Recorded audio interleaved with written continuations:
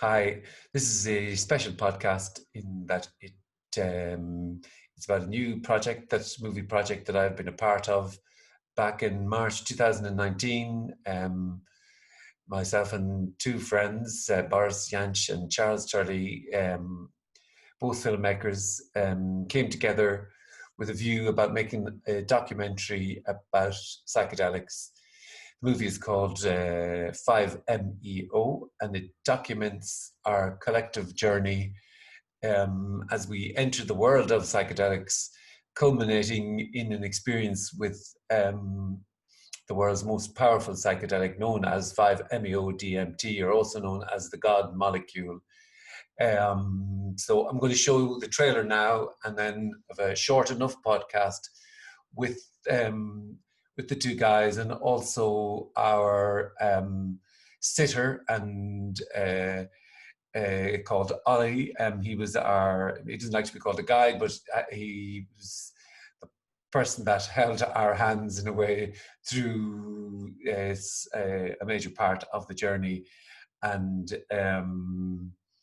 so, a year or a year plus has gone into this, from documenting it and from the inception to the documentation of it, filming to the editing, and the build up to it now over the last few months. So, hey, I suppose it's a request. I'd love you to check it out. I'll put some links to the movie in the description, and I'd love you to check out the movie. I'd love you to check out the podcast, just to get a sense of who we all are. Thank you as ever.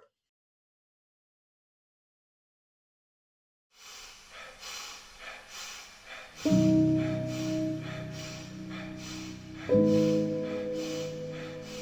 thing that I am most interested in is being alive. Yeah, I'm a bit bored with the person I've apparently become, to be honest. You seem to be kind of a bit blank. Yeah, but I am blank. Okay. I suppose I have wild ideas. I think life should be utterly free.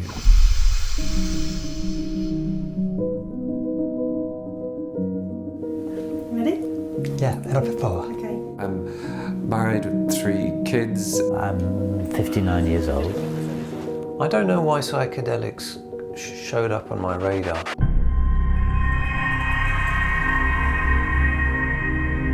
I certainly don't believe in magic and gods and all that. I just don't believe what anybody else says, but I don't have a clue myself. There's life, and that's just immediate and now. And I probably would get out of this if I could. I mean, I don't want to die.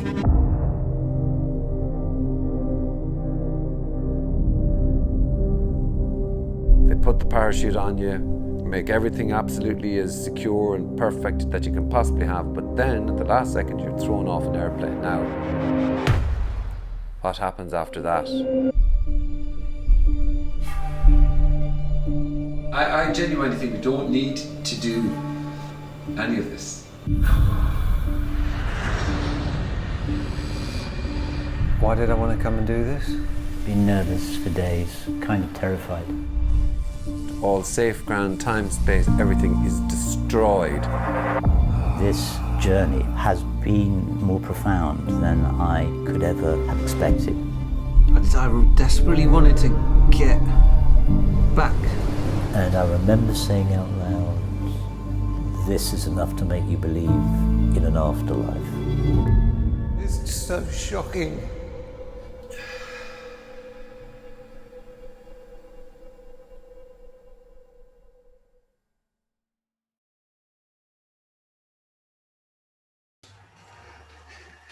Hello and welcome to the podcast. Because I always, fuck's sake, I never talk like that, so that's not going to work. I just cut that part out. Hello everyone and welcome. Fuck off. Right. So this is a podcast about our new movie called 5MEO. It's released December 7th, which would probably be around the time that this particular podcast goes live. And to my left, I have Boris. Say hello, Boris. Hi, Boris. Hi. Diagonally, I have Charles. Hello. And beneath me, I have Olli. Hi, Olli. Yeah, hi, good morning, everyone. Thought it was a good idea to, given we're launching the movie and it was a year of our lives, I suppose, between the inception of the idea and the edit, and I thought it'd be a good idea just to get together and chat about the movie and what we all thought of the movie, and a bit of a background to all of us. Hi, Charles. Hello, Frank. Can you remember where you were at when you were, and where you were at in life in a way, when yourself and Boris were having the chat and suddenly you went, yeah, I want to make a movie, I want to be involved in this project? I had, I think, thanks to Boris, also read this book that we've often referred to, Michael Pollan's How to Change Your Mind, which is his kind of review of psychedelic drugs from a very personal perspective, because he takes all these drugs, including 5-MeO-DMT. And I found that a very, very interesting book. And I suppose that reconnected me a bit to the subject of psychedelics. I mean, when I was in my late teens, early 20s, I did read actually a lot about sort of the psychedelic scene of that period, I guess the late 60s, early 70s. You know, Ken Kesey and all those people who started getting into LSD and all that kind of stuff. And I had always found it very interesting, but this Michael Pollan book kind of reconnected me with that. And I think that this just seemed like an interesting subject. There was also, of course, you know, am I actually going to do this thing? And I suppose that then became like a very personal challenge, a bit like, as you've done yourself, Frank, doing a parachute jump or some kind of extreme sports activity, or it became something, you know, really to start getting kind of hooked on, you know, and it, with its own drama. You know, this is going to be an event set in time and we're going to have to do this thing. So there was that. I think in terms of where I was in my life, sorry, I'm going on a bit here, but where I was in my life, I mean, I'm 60 now, and when we did this thing, I was 59 last year. And I think, you know, for anyone, when you get to that age, that you are, just as a matter of course, starting to think about what have you done with your life, maybe. And so whilst I would never describe myself, or never have described myself as a searcher, someone looking for the absolute meaning of life kind of thing, I think my mind was open to experience that might help me accept. I think what I was sort of very conscious of was a need, if you like, to find acceptance as to where I've got to, and indeed where that might take me in the future. So I think that's where I was. Olli, you were that guide that we were lucky enough to find. Can you remember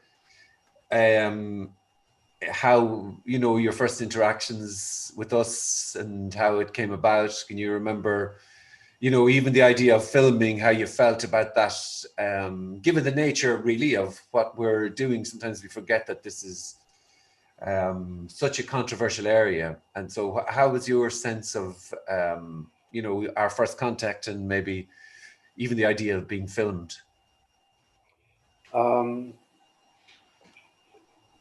Well, when I first got your mail, and as you know, you have a very sweet way to write, very, I was very personal already with the very first mail. And so my job doing these sessions is that I need to tune in with the other person to see if there's a benefit coming from this and if it's possible in a safe way. So contradictory to that is typically if you do filmmaking around such an adventure. So for me, it was very important that that I come across and like that we on one hand do the whole screening thing, like I need to be on par with all three of you, and second that we take the filming as a second event. Following the real event. So to not mix them up together, because as you three know, and as I've said in other podcasts, it's crucial that the situation is always one-on-one, that the client is having the experience, and I'm the safeguard sitting there giving reality and love. It's not about that I want to be like getting too much traction out there, but on the other hand, I have the wish to share a different perspective on 5-MeO-DMT and also using psychedelic drugs, because there is so much, on one hand, shamanic filtering taking place, and on the other hand, a spiritual improvement filtering taking place. So you have on one hand people who want to use psychedelic drugs to become a better person, which is naturally taking place in an evolutionary way, but it shouldn't be like the reason to do the psychedelic or the approach or the intention to do the psychedelic. And the other thing is that you have the shamanic people coming from this realm of me and, like which is duality. It's like me and the spirits, me and the teacher plants, me and Mama Ayahuasca, me and you get it. So it's even me and God there. So ultimately, there is no me and the me and the you is just one. And this is what I want to give further with my work, with the way I approach these things. And also, I always want to make want to spread awareness for how the toadies are treated when they are naturally hunted and forcefully milked and abused in a way, to then serve a process which people call spiritual awakening experience, kind of on the back of the suffering of that being. So, well, I also am deeply into mushroom growing and know that it's so easy to grow mushrooms and to have all the wisdom from that coming from the mushrooms too. So why then have a being suffering? So this is my approach to raising more consciousness into the whole topic. I was going to say to you that obviously five, you heard about three people coming to you to inquire about you guiding them to take a substance known as 5-MeO, which is one of the most powerful, if not the most powerful, they say, psychedelic on the planet. It's a big step up in a way. It's not like doing something small, or it's a dramatic. Well, we can say in hindsight, it's a dramatic thing to do. But obviously, you must get people. You must turn down people who come to you. You must go, Well, I don't think this is right. Yeah, for sure. I'm turning a lot of people down. And I'm trying to make this in the nicest and most loving way as possible. Like, I tune in with people and see, is the mind asking for a session, or is there more behind that? So this is what I try to tune in with, because it's a responsibility I'm taking on. And I've raised 3 children, I know all things about responsibility. So this is why I'm taking this thing so serious. Boris, you're a family man and you have a couple of kids. Did you ever worry at any point that you were doing something irresponsible, or you were doing something? Were you ever worried about going into doing a movie about substances like this, or was it just pure curiosity, or what? Can you remember back? I don't think I was worried about it. I mean, I don't think I was worried that it would. I definitely wasn't worried that it would, make me crazy, to ruin my brain, ruin my sanity, um, trigger psychosis or anything like that. I just saw it as potentially this very profound experience that might in a way mirror other experiences that I've had through meditation or through just spontaneous glimpsing of the what I would call the totality. So I thought it might be something to kind of repeat that, but I was never worried that it would I was never I was never concerned in that way, and I didn't feel like that was something that was happening to anyone else that was taking it from the research that I did. So there was so I didn't feel like I was doing something irresponsible or dangerous, although having done it now, I can see why people might perceive it as something. You need someone like Olli to take you through an experience like this, because it is one of the most powerful experiences you'll ever have in your life. So you can't imagine that. That's just something that you'll realize if you ever decide that it's something that you would like to do. And we're not saying do this thing, because we're definitely not advising anyone to go and do it. But if you do it, you'll see that this thing is very, very, very profound and big. In a way, you see, say if you've grown up with imagery of what psychedelics would have looked like, you might have had the image in your mind of the 60s and flower power and I suppose just, free love and art and creativity and against wars and that kind of movement, we'd say, that somehow got tainted with the word hippie. But let's just say that you might have it in your mind that. Now, there's a sort, the 5-MeO experience is not in a way, Olli, what can you talk about? It's not in a way that, it's almost, and we talked about this before, this idea of taking a ferry somewhere or taking a rocket ship, and the MEO experience, 5-MeO experience, and what we had read about even beforehand, we knew. But I'll go to Charles with this one. In a way, Charles, like we did a couple of psychedelics in the movie, and that's what you'd see when you watch it. But you have that image of the 60s in your mind, and then you would have, I'm not sure you read too much. I got the impression you didn't read too much about 5-MeO. No, that is true. I didn't really know what I was letting myself in for. And just to go back to what the question you asked Boris, I think when it got close, when, for example, we were actually met Olli, I did actually start to think I was doing something pretty irresponsible. And I can remember thinking,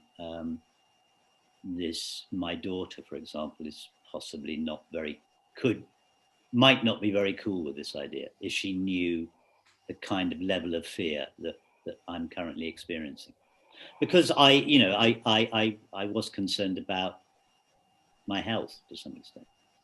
Anyway, that's just going back to that point. No, I didn't. I didn't really know what I was letting myself in for, and I think you're right. As again, to use Boris's words, in hindsight, the 5-MeO experience is a long way away from that kind of flower power image that one might have when you hear the word psychedelics. which I think are for most people are driven by pretty pictures, wobbly walls, that kind of thing, lots of color, and I think that's more.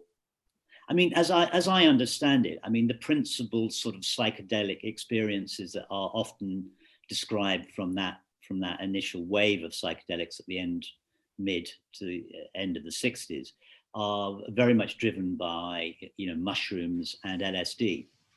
And so it's slightly, the 5-MeO is in a different category, I would say, yeah, as we all found out. How was the weight of bringing people through an experience like this for you? As you know, for me, the experience is kind of like as intensive and as, intimate as it is for the person being here. And for sure, it's all what you say is right. But then again, this is why I take so much time and so much effort into getting in tune with people. And screening sounds so like, sterile. It's more of like an tuning into love with others. So it's a lot of things I've learned in the past 8 years. So so now it's all different in that sense. So I rarely have these. No, I don't have this feeling. So if I don't want to do this again, it's quite the opposite. I'm always very thrilled to finally get to know the person. Most psychedelic movies, let's just say, that we might have had ideas of are filled with the wobbly walls and the psychedelic imagery. You didn't go down that route. You tried to capture as best in a way this enormous, and it's an enormous experience. You tried to capture that. Can you remember in your mind any of the challenges that you might have faced? Or that's it's a good question, Frank. That is stop. that is a good question though. It's interesting because it's like the spiritual search. There's this idea that you can progress towards enlightenment, and that the closer you get, the better you'll be at describing maybe nirvana or bliss, or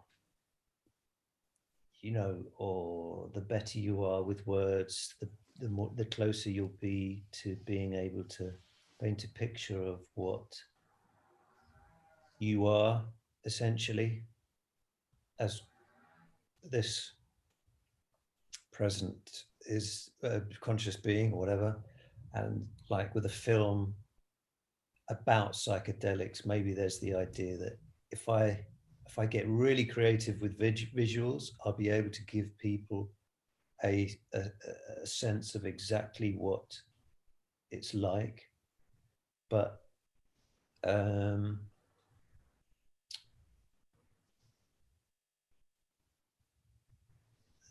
my point of view, I think it's so clear that those aspects of the experience which are sort of superficial in the sense that they're, like, let's say you've got the early part of the mushroom experience where things are getting wavy and color, and a bit the colors are being turned up, the volume's being turned up on the colors and things like that. Those aspects of it are not the most interesting aspects for me. I'm sure not for anyone who's really done a full dose of mushrooms or the 5-MeO. The most interesting aspect of it is the fact that what you perceive to be this kind of normal, David puts it really well in the film, this general consensus reality is completely altered, and you can't represent that with visuals. You just can't do it. So you've got to use words, and some people are good at it, some people are less good at it. but the more sort of poetic you can be, I thought, the more. I'll try and put it in a nutshell, shall I? No, I think I actually thought you've captured it very well. I mean, that was the struggle always. I mean, even there's a line in the film where you say, how are we going to be able to tell people about this? And I think it is that authenticness that that you get from the movie. You try to document as much as is reasonable and possible three people's experience of venturing into this world. And but I think that is the challenge. You're to say to somebody, oh, it completely alters the view of what's happening. It sounds like a couple of words where your brain can go, okay, well, I wonder what that's like. It's probably like this, or you might leave it as, geez, I can't imagine that, and it's parked. But for it to be utterly altered, say your daughter come up to you and said, for example, that's a tougher one. Your daughter come up and said, Dad, I saw the movie. I want to go and do that. I called Olli. I've already called Olli and made an appointment. Well, that I'd feel a lot happier if she said that. I'd feel we were a long way there.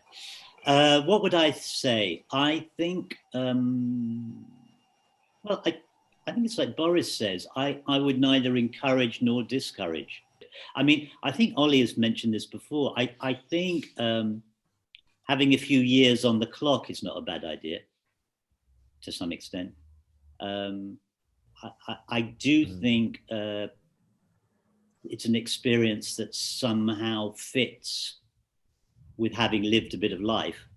That might be a very pretentious and unfair thing to say, but that seemed to be the case for me anyway.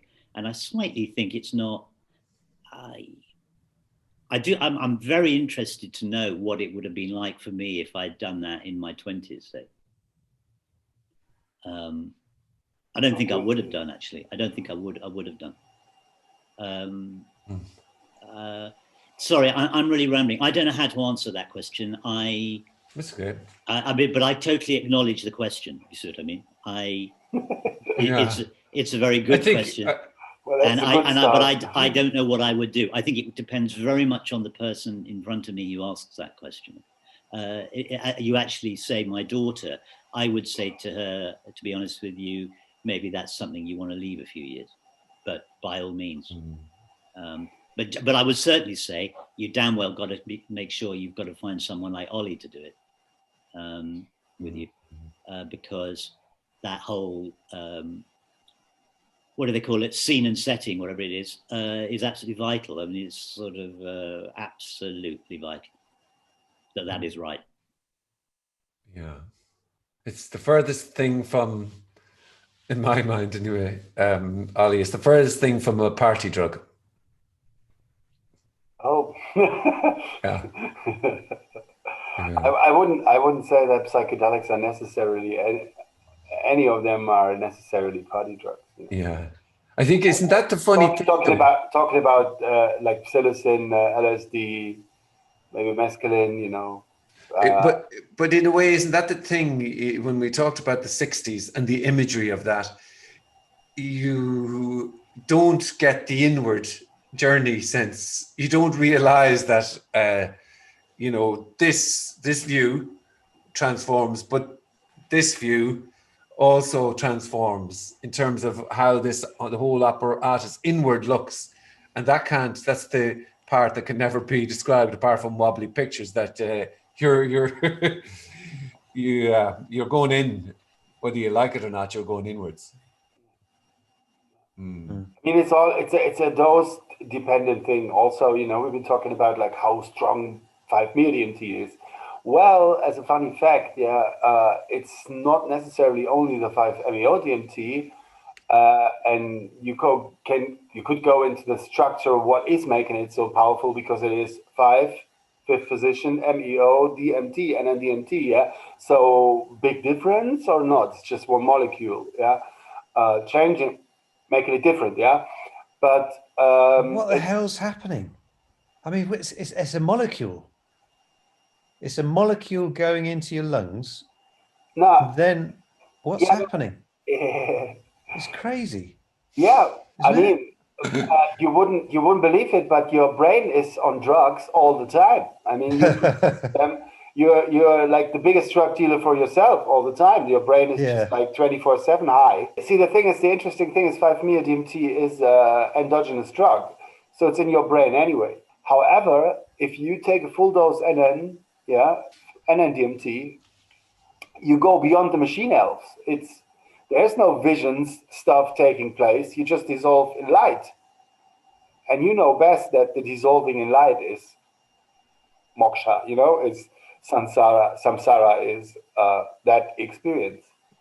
And I think, I'm conscious in a way of keeping us, I like the idea of leaving it sort of on, go and have a look at the movie, you know what I mean? Without giving too much away. But I would like people to watch the movie, because I think what you can see in it is like it's like a whole lot of sort of slices of moments in our three separate progression journey, where you do start to get some sense of what we felt before, what we felt just before, and what we felt afterwards, immediately afterwards, and then what we felt sometime later. And it's a kind of 360-degree look at that, I think. And because we talk about our feelings at all those moments, I think you do get some sense of authenticity around that. I think it's quite human as well, in the sense that I think we'd all profess to be relatively normal people, and this is a very abnormal experience, I think. This movie, our movie, Boris, and your movie, is about being human and the human experience and the amazing space called love behind that. And it's much more beyond the psychedelic documentary. Bye, everyone. I have to go for a pee. Okay, boss. It's an honor to be on your podcast. By the way, thank you. Great to see you four dudes. It's an honor. It's an honor to have you, dudes. Lots of love. Love ye. Bye, Olli. Bye, bye, dudes. See you. Bye, bye, Olli. Bye.